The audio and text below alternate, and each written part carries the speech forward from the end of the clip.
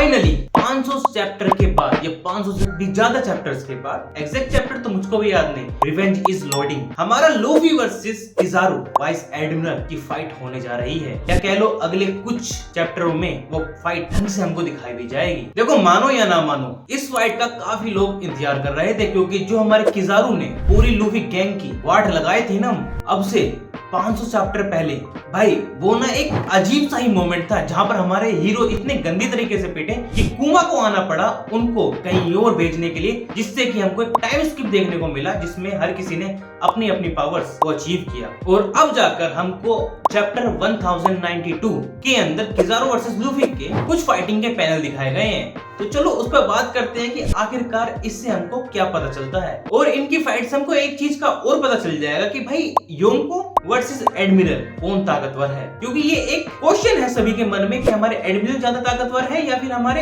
योंको ज्यादा ताकतवर है, क्योंकि हर बार पायरेट्स भागते ही हैं मिलिट्री को देखने के बाद। यहाँ पे हम शैंक्स की बात नहीं करेंगे, वो एक अलग ही लेवल का बंदा है जिसने ग्रीन बुल को भगा दिया। वैसे ग्रीन बुल ने खुद ही उस समय कह दिया था कि भाई अभी हम तैयार नहीं है तुमसे लड़ने के लिए। और जो शैंक ने किड का हाल क्या है उससे तो आप लोगों को पता ही होगा कि भैया वो क्यों तैयार नहीं था उससे फाइट करने के लिए। हेड ऑन नाउ चैप्टर पे आ जाते हैं। चैप्टर हमारा जो टायरेंट कुमा है वो रेवेरी में वापस आ चुका है, पता नहीं क्यों, इसके दिमाग में क्या चल रहा है। रेवोल्यूशनरी आर्मी ने, हमारे साबो ने और उसकी पूरी टीम ने इतनी मुश्किल से इसको बचाया, एक पूरा आइलैंड गायब हो गया सिर्फ कुमा के लिए, लेकिन ये लोंडा वापस से रेड लाइन पर पहुंच गया, जहां पर ये हर चीज को तबाह करना चालू कर देता है। कोई तो चीज है ये ढूंढ रहा है, इसके बारे में भी हमें कुछ अगले चैप्टरों में पता ही चल जाएगा कि आखिरकार कुमा ढूंढ क्या रहा है। वहीं हमारा अकाइनो बैटल के अंदर आ जाता है, जहां पर वो अपना हेल हाउंड मारता है, उसके बिल्कुल चेहरे पे जैसे उसने वाइट बियर्ड के मारा था। और इस चैप्टर में हम कुछ पैनल ऐसे भी देखते हैं जहां पर अकाइनो सिंपैथिक फील कर रहा है हमारे कुमा के साथ। रीजन नहीं जानता हूँ, इस लोंडे ने अपने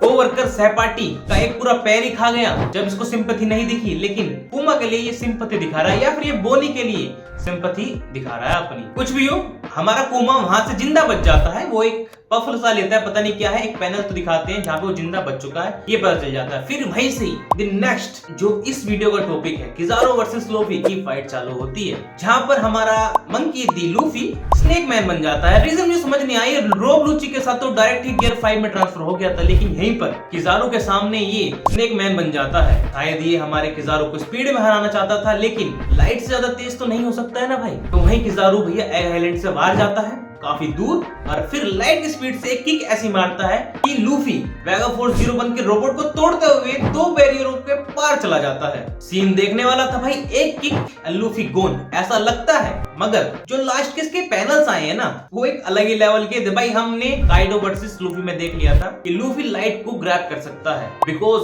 ऑफ हिज रिबरी एबिलिटी। तो वहीं जब किजारू हमारा डॉक्टर वेगापन के पास पहुंच जाता है तो लूफी उसको जायंट बन के हाथ से पकड़ लेता है और एक बात बोलता है कि इतनी जोर की लात मारने की क्या जरूरत थी, मेरे को बैरियर से 2 बार गुजरना पड़ा है जिसमें मैं मर भी सकता था। और लास्ट पैनल हमारा वो जायंट रोबोट जो कि 200 साल पहले एक्टिवेट हुआ था, दोबारा एक्टिवेट हो चुका है, वो भी द ड्रम्स ऑफ लिबरेशन की वजह से। और वहां पर ये चैप्टर खत्म हो जाता है। लेकिन हमारा मेन मोटिव है भैया किजारू वर्सेस लूफी। क्या लूफी किजारू वाइस एडमिरल को हरा सकता है या नहीं? तो मेरा जवाब ना के बराबर होगा, क्योंकि सिचुएशन इस समय वैसी नहीं है। याद रखो इस समय हमारे 5 एल्डर में से एक एल्डर है और इसकी ताकत अभी तक कोई भी नहीं जानता। ये भी मिथिकल जोन फ्लोट का मालिक है, हम इसका एक सैल्यूट तो देख ही चुके हैं। और साथ में पूरे एग आइलैंड को भाई मिलिट्री ने घेर के रखा है, और साथ में एक अननोन शिप भी आ चुकी है जो कि लोग प्रोबेबली सोच रहे हैं कि भैया ये ब्लैक बेड की है, लेकिन कोई भी हो सकता है। तो इन सारी वजहों की वजह से लूफी का किजारू से फुल ऑन 1v1 फाइट करना नामुमकिन सा लग रहा है। और वहीं हम किजारू की बात करें, वो खुद भी लड़ना नहीं चाहता है, ऐसा कई पैनलों में हम देख चुके हैं। और उसने खुद से भी कह दिया है कि मैं और लोगों को हर्ट नहीं करना चाहता हूं जिनको मैं जानता हूं, बट रिवेंज इज लोडिंग भाइयों, क्योंकि हमारा लूफी अभी तक वो मार भूला नहीं है जो किजारू ने उसकी पूरी टीम को दी थी। अगर याद हो तो भाई लूफी कितना चिल्लाया था उस टाइम पे, क्योंकि हर एक बंदा मरने के कगार पर ही था।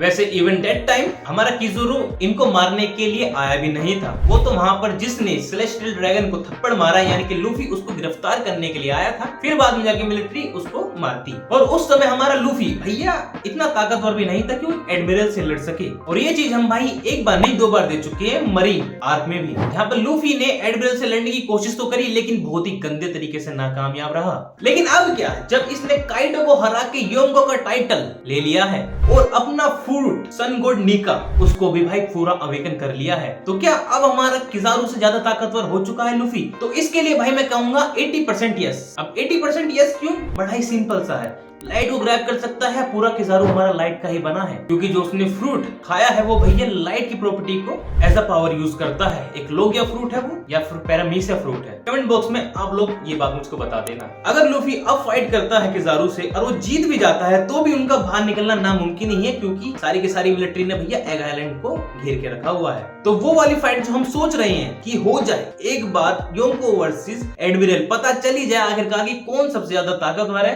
वो तो शायद अभी नहीं होने वाली। और वैसे हमारे एचिरा ओडा ने ये बात तो कंफर्म कर दी कि 2 साल के अंदर वन पीस को खत्म कर दिया जाएगा। और ऐसा होते हुए लग भी रहा है क्योंकि भाई एडमिरल जंग में घुस चुके हैं, फ्लीट एडमिरल जंग में घुस चुके हैं, जो पुराने बंदे थे गार्ड वार वो बंदे अब रिटायर हो चुके हैं। हमारे सेंगाकू अब आराम से बकरी चला रहा है, तो majority of the power house भाई आराम से रिटायर हो चुकी है। तो अब हमारा एंड इसका बहुत ही नजदीक है। ऊपर से शैंक्स भी एक्टिवेट हो चुका है और बग्गी ने तो भैया डिक्लेयर ही कर दिया कि मैं भी वन पीस के लिए लड़ूंगा। खैर बग्गी एक गॉड कैरेक्टर है, इसके बारे में कोई भी बुरा नहीं बोलेगा कमेंट बॉक्स के अंदर। वैसे कितनों को लगता है कि अगर बग्गी ने वाकई में वन पीस को सबसे पहले ढूंढ लिया और खुद एम्परर बन गया तो कितना बड़ा मजाक होगा वन पीस की हिस्ट्री में? Let me know. और एज फॉर दी भाई किजारू और लूफी की फाइट एक बार पूरी हो जाने दो, मजे आएंगे देखने में। और उसके बारे में भाई यहाँ पर हम बात भी करेंगे आगे जाके। वैसे मैं मांगा से रिलेटेड चीजें ज्यादा डालता नहीं हूँ अपने चैनल पे, लेकिन कुछ ऐसी चीजें हो जाए तो भाई डालना बनता है। और जिस लोगों ने भाई अभी हमारी लेजेंडरी फाइट सुकोना वर्सेस गोजो नहीं देखी है वो इस वीडियो को चेकआउट कर लो, वहां पे मैंने सारी की सारी फाइट को कवर कर दिया है। Thank you for watching. जिसको वीडियो पसंद आई हो वीडियो को लाइक, चैनल को सब्सक्राइब करना और कुछ कमी लगी हो तो कमेंट बॉक्स में बता देना। इसी के साथ मिलते हैं अगली वीडियो में।